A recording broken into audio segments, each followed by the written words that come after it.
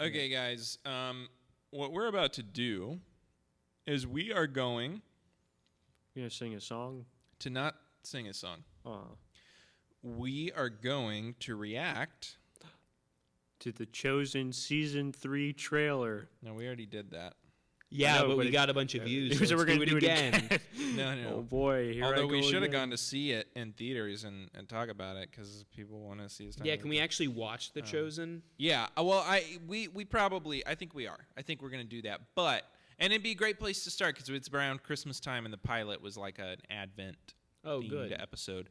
So what we're gonna do actually is react to an old episode of Theology Thursday. Oh, cringe. Oh, cringe. Oh boy.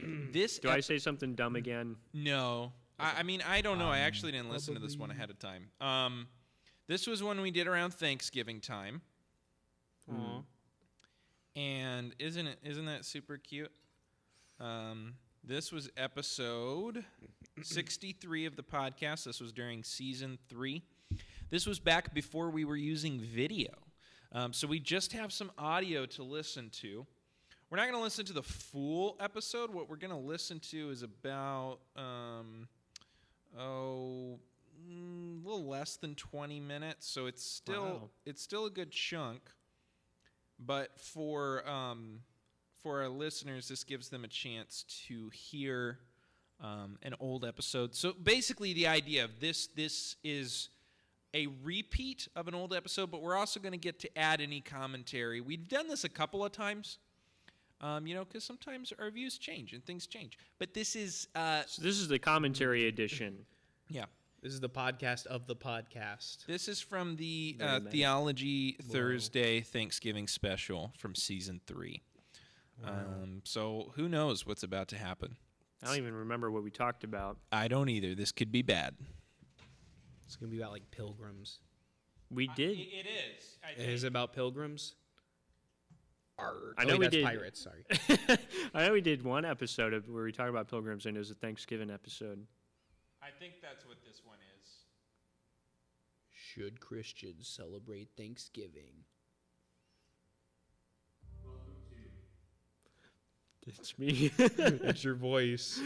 I hate it. Well, you're about to have to listen to it for a while. And by the way, the audience will just see, since this isn't a video, they're just going to see like the little waveform kind of thing that's like... So I can pick my nose. Yeah, so you can pick your nose, you can scratch your nuts, whatever you got to do. I'll take that out. Don't worry. Don't. So, but if you want me to pause at any moment, just tell me. Or if you have anything you want to add to it or whatnot, we can do that at any moment. So let's begin. Can talk about, now that we've talked about what state our country is in right now, let's talk about why we came here in the first place. To build Chick-fil-A. To build Chick-fil-A. So here's the bottom line. We know that Thanksgiving is this celebration of when the first settlers came to the New World, and as a child, right, I remember like reading like children's books about Thanksgiving where there was like a bunch of fat pilgrims sitting around with their arms around their Indian buddies, eating like fried turkey, and it's like, is that really what happened? And so I think it's really interesting because the reason that they came in the first place was religious reasons. Yes. So there's a lot to talk about because this isn't just history. This is church history. Yeah. So, and there's a lot that I've learned in the past few weeks about it that I found really fascinating. And so, Ryan, why don't you give us a little backstory? Well, why did they come? What happened? Okay, so the Pilgrims, as we call them today, they called themselves that. That's actually where that name came from. Yeah. They had funny hats. They did have funny hats, but that was not their identity. Was to wear funny hats. It was to eat turkey. Yeah, they were Puritans, and so they actually came from England, but they didn't come straight to America from England. What happened was the Puritans in England were not like in England, and England did not like the Puritans because if we know church history, we know that the Anglican Church was the official state religion of England, and so nobody liked the Puritans because the Puritans did not like the Anglican Church. They felt like the Anglican Church was not reformed enough for them. And so they didn't care to be in England. England was persecuting them because they weren't Anglican. So they actually they go to the Netherlands. Yeah, they're in Holland Yes. for most of that time, right? Yep, they're in Holland, and everything actually goes out pretty well for the Puritans in Holland. As it turned out, the Netherlands were actually a pretty progressive state back then. They're much more religious, tolerant. They were much more tolerant of other religions and different denominations. So the Puritans were actually able to worship freely in the Netherlands. So a lot of people have the misconception that the Pilgrims came to America because they were running away from religious persecution in England and the Netherlands, but that's not really the case.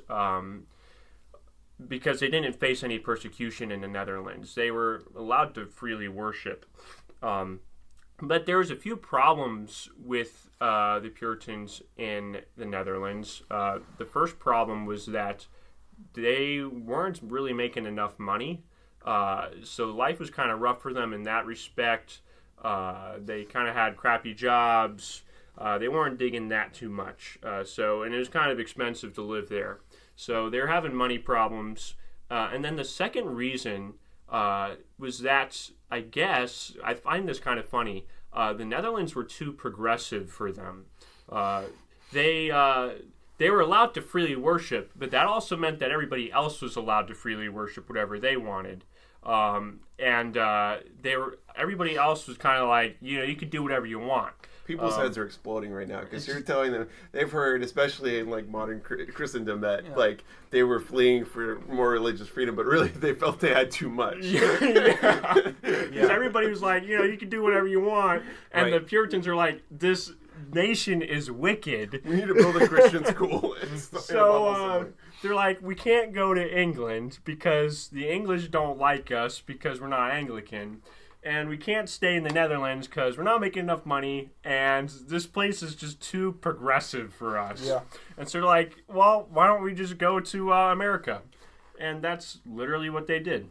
They went to America, and they set up their own colony. And they were offered the chance to do this. So the king offered them finances because it would benefit the motherland. Yes.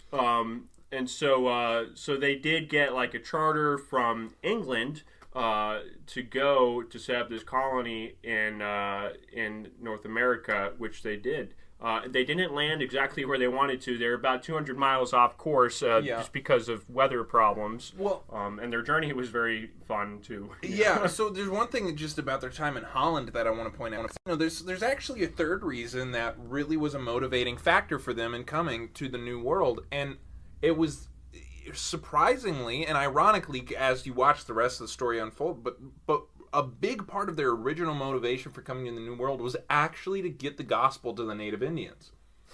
If you read a lot of the sermons and the speeches that they were getting in that time in Holland before they left, they had a very missional tone.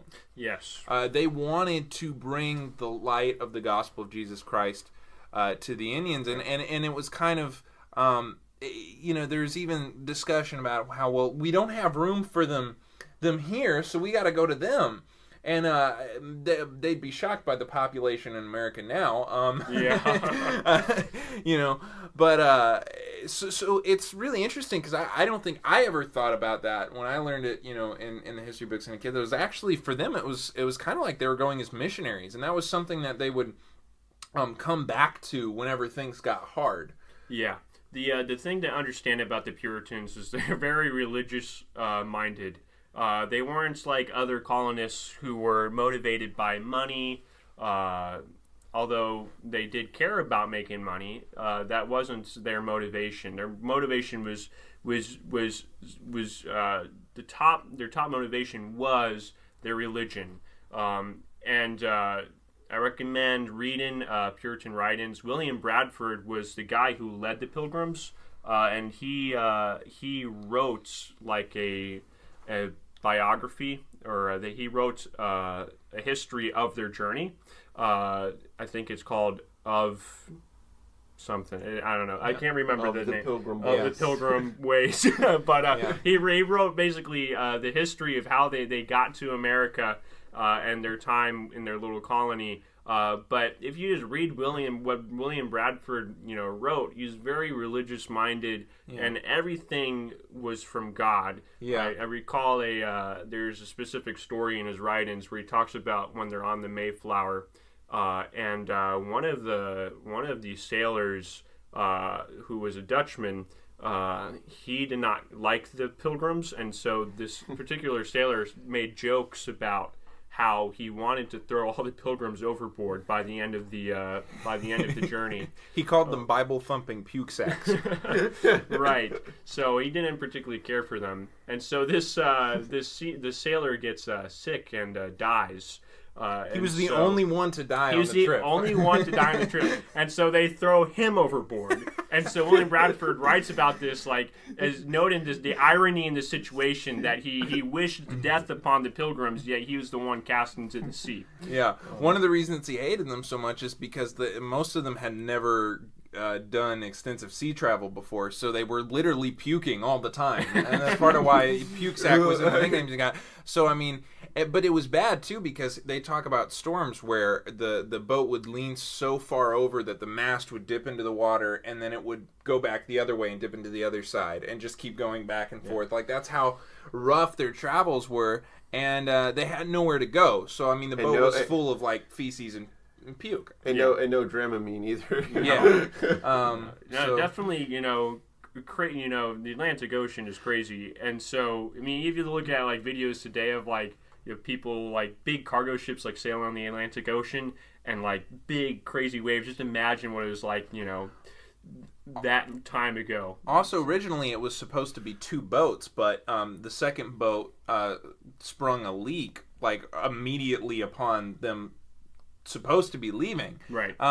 So then they ended up cramming everybody onto one boat. I mean, so you think about it. I mean, they had lots going against them. Yes. And while Little Dutch Boy was the only one that died, most of them were sick by the time they arrived. Right, and they started to die upon arrival. But why were you laughing? They did. I don't know. They did make it over the sea, but those salt and pepper shakers, I think it's just.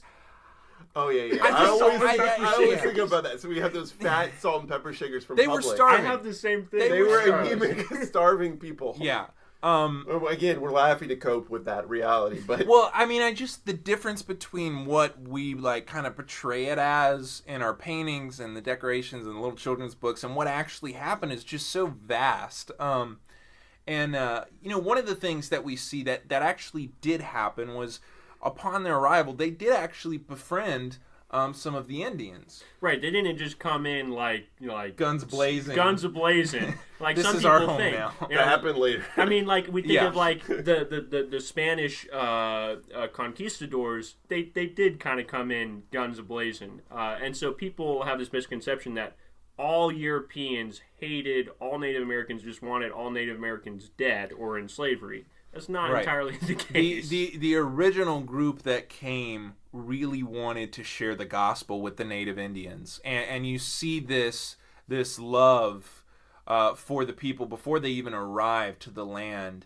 That's really evident, and that's not to say that colonists who came later on and as things grew, that problems didn't happen, because the way that the Native Americans were treated was horrible. Right.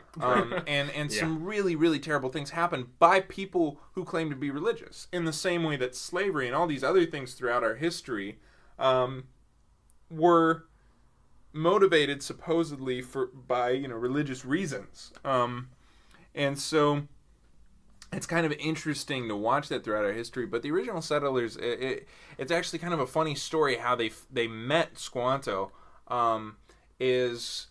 He had been to Europe before, And for Europeans, it was just a thing that they all drank beer, and it wasn't because they were all getting drunk all the time. It was because they were afraid of water. Many of them had died because of drinking bad water. Yeah. So even the children would drink small amounts of beer. Nice. That's what they all drank. And so don't get any Thanksgiving ideas. So the Indians' time in Europe. Squanto had some beer, and so the first conversation he has with the pilgrims when they get there, he sees them kind of like getting ready, and he notices their European clothing, and he can speak some English too. And the very first thing he asks them is, "Do you have some beer?" So that was the first conversation. So really, things started rather peaceably, and thus a beautiful friendship was born. Yeah, well, and he began to teach them how to work the land, how to hunt, how to fish. I guess they're kind of yuppies. You know, they didn't really know much about the land. You guys don't know anything. There's nothing that indicates that there was actually turkey at the first one. There would have been like pies and different things like that. But it was actually mostly a seafood feast. And corn. They did have corn. They did have corn. In fact, there's a tradition. There was a long period of time where they were starving, and they only had 5 kernels of corn per person. And so even at their first feast, they started with a plate with just 5 pieces of corn, and then they would pray and give thanks. So Thanksgiving challenge today. If you haven't already eaten, go ahead. Just 5 kernels. 4 or 5? 5. 5 kernels. But that became a tradition that they would still have the giant feast, but they would start with only 5 kernels of corn on their plate to remember what they had gone through. So that was like a tradition going forward. Yeah, some. If we can still eat, then they still had a huge feast. Believe me, they ate plenty. But to celebrate what had happened, so I just think it's kind of interesting to think about how. It really was their faith that motivated them and brought them through. You read the Mayflower Compact, and it's beautiful. I mean, there's a lot to learn. And then we threw all that out the window. Yeah, and generations later. And then things got weird. Would be proud. Yeah, I don't think they would. They wouldn't. So. It can become dangerous because we've seen throughout history Christians supposedly Christians using even the Bible to justify some really horrible atrocities. Right. And that's something that I don't think should be forgotten, because I think sometimes people go so far one way where they're like, Thanksgiving's horrible, we shouldn't celebrate it, the pilgrims were evil people. But like we just said, no, they actually did come in peace. They didn't come guns blazing.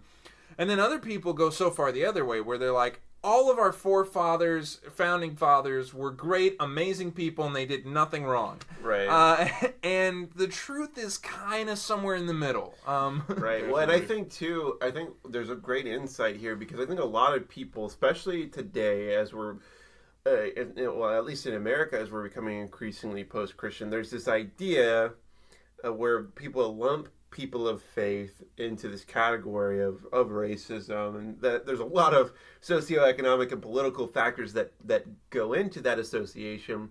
But what's interesting about this story is it proves that it's not our proximity to faith that our close proximity to faith that makes us racist or any of those things. It's actually the opposite.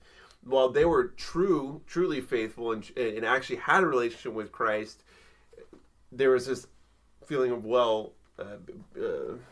well-being. That's not it. There was a feeling of goodwill. That's what I'm looking for. A feeling of goodwill towards people that were different than them. But then as people got more focused on economics or just religiosity that had nothing to do with real true faith, that's when racism and all those kind of things became more prevalent. Yeah. Yeah, and that's where I think, and we've talked about this previously during 4th of July last year, we talked about is nationalism a sin. And I think just recognizing that America's not a Christian nation. There's no such thing as a Christian nation. Well, I mean, yeah, that's what the Bible says. The nations rage against all that is the kingdom. There's only one Except nation. America. There's America's the only Right, nation. no, that has There's God. only one nation that we serve, and that is the kingdom. That's the holy city. There are so many people that that their nation becomes an idol, and it's like, oh, well, America's not God's chosen nation. Israel is, and even that, it's the doors have been opened up. and it's- Right, and in that's Israel, it points to a greater kingdom. That Gentiles are incorporated. Right, into. exactly. Yeah, Through Israel, and the nations so- of the earth are blessed. So- Yeah, and that's the thing, is like recognizing that everybody's grafted into that. Even the immigrants, and I don't want to get too political, but like The immigrants, what? my point is this, and this is kind of what I'm preaching on Sunday morning, and this is why I bring it up, is that every human being has dignity and value in the eyes of God, and we can say that all day long, but do we really live like it? Like essentially the passage I'm going to be talking about, and I'm only going to briefly touch on immigrants because I don't really want to talk about immigration politics, but like, how about homelessness? Like, we see a lot of that in Pinellas County. And what Paul challenges the church in Thessalonica to do at the very end of his letter is to essentially to treat a homeless person with the same amount of dignity and respect that you would treat your pastor. Does that homeless person have the same spiritual authority? No. But do they carry the same value? Absolutely. Yeah. And so that's just something that we need to remember. Sometimes we get so caught up in America, and at the end of the day, it's about the kingdom of Jesus and nothing else. I mean, And ironically enough, those first settlers were about that, not Yeah. about creating what we have today. am I grateful for our country? Yeah, of course I am. But to be there, I've just met a lot of Christians who try and ignore some of the obvious issues, Right. and just try to simplify it to, oh, it's the Democrats and the liberals, and But- it's like, it's not that simple. But wait, Connor, are you saying Thanksgiving isn't about the founding of our nation, but it's rather about loving other people? I'm saying for the Christian, it probably should be. It's good to remember what those first settlers did. Right. I mean, and history is important. Bottom It is. line. But I think there's a greater theme here that we need to let take root in our hearts, because the Psalms talk about Thanksgiving all the time before Thanksgiving was a holiday. Right. Yeah. And- Actual act of Thanksgiving. And there were Thanksgiving offerings that the Israelites had. There were different types of offerings, and that was one of them. Literally, I mean, there was worship and there was praise, but there was also just giving thanks, to God for who He is and what He's done. Well, and historically, that's all. I mean, it is true. I mean, the reality of the Pilgrims landing at Plymouth is not about the founding of America. It's not. The Mayflower Compact, if you read all the text within it, it was actually just like a means of getting by because they didn't have a government. Well, and they couldn't figure it out. Also, And so, here's the other cool thing to notice about the Mayflower Compact. I forgot to mention this earlier. That was nothing new. That was everything they had been vision casting in Holland leading up to their trip. They had already Right. talked about all that. It was just a reminder. After all they had sacrificed and the Right, people right. who had passed away, they just got up and a reminder. Just like, I mean, the Israelites need reminders all the time. We need reminders all the time. The Mayflower Right. Compact was a reminder of what they had already talked about, right, yeah. of their purpose, Right. So really, I mean, all of that, the feast, the surviving, and the reason that they came was rooted in their faith, but not the way we think, like they were founding a Christian nation, but that they were Right. just caring for their neighbors. Yeah. And their neighbors were in that's another huge insight, that their neighbors were caring for them. It's not like, oh, we're Right. all high and mighty in the church, reaching out to all of those people, but we actually have a lot to learn from people that are different than us. Yeah. They learned from they learned from each other. They gave thanks to God together, and Yeah. they celebrated together. That sounds like the church. Yeah, kind of does. So I think there's some good insights there. You learned some things, and I definitely think it's important to learn history, to learn it from multiple perspectives, and kind of get down to the bottom, to the nitty gritty. So this is it for a little bit. We're gonna have 2 episodes in December. One's going to be like a church history kind of episode. We're going to talk about the origin of Christmas. Yay. The Kinda- pagan holiday. Yeah, We're gonna talk the about pagan worship holiday. Satan. How everyone's a pagan. No, I'm just kidding. And we're going to talk about, we're going to start the new section on Jesus. This is a perfect time to do it because some of the first things we're going to talk about are the incarnation and the virgin birth, which kind of have to do with Christmas. So Christmas. Some two little episodes, but those will be coming a little later in a few weeks, and then also probably the greatest Theology Thursday content to ever be released. Johnny shared in the episode where we shared our testimonies about how he began to ask our mother questions about God after watching a cartoon called Annabelle's Wish. Yeah. About a cow. The connection is so far that you will, if you're not a believer, you will believe afterwards. Yeah. Because you'll be Yeah. like, So- okay, if that can lead somebody to faith, then God is working in the world. The three of us are going to watch Annabelle's Wish together, and we're going to release this video for you to join us for a viewing of Annabelle's Wish. As we watch, there's really only one scene that deals with the afterlife, and it only kind of does. And I'll point out the scene that made me question things about heaven and hell. Does the cow go to heaven? Is that what happens? That's what's implied. We're gonna do a deep dive analysis. I don't want any spoilers. It's been a while since I've seen this. I've never seen this. This will be my first time viewing this. It's gonna be fun, man. Yeah, this is gonna even be if it's really not fun fascinating. for our viewers. I mean, I think we're gonna have a fun time. Yeah. Or listeners rather. Okay. Well, happy Thanksgiving to you all, and thank you for joining us. I don't know, Ryan, if you hate hearing your own voice as much as I hate hearing your voice. No, my voice. It's very, I don't like going back and listening to old episodes, but. Yeah, I sound really different. No, Mac, what do you think? As someone who, have you ever even heard that episode before? Probably not. I don't think I have. Yeah, so you're an outsider. You I like how we were supposed to be reacting that whole time, but we were just sitting here. There isn't much to react to. I mean, I agree with everything that I said earlier. I mean, it was all pretty solid. I like the takeaways at the end, especially. Yeah, no, and there didn't. That's fine. There didn't need to be a reaction. We just have an intro and an outro that we're adding to a repost of another episode. That's what this is. But what are you? Anything to add? When did the actual first Thanksgiving happen? I feel stupid.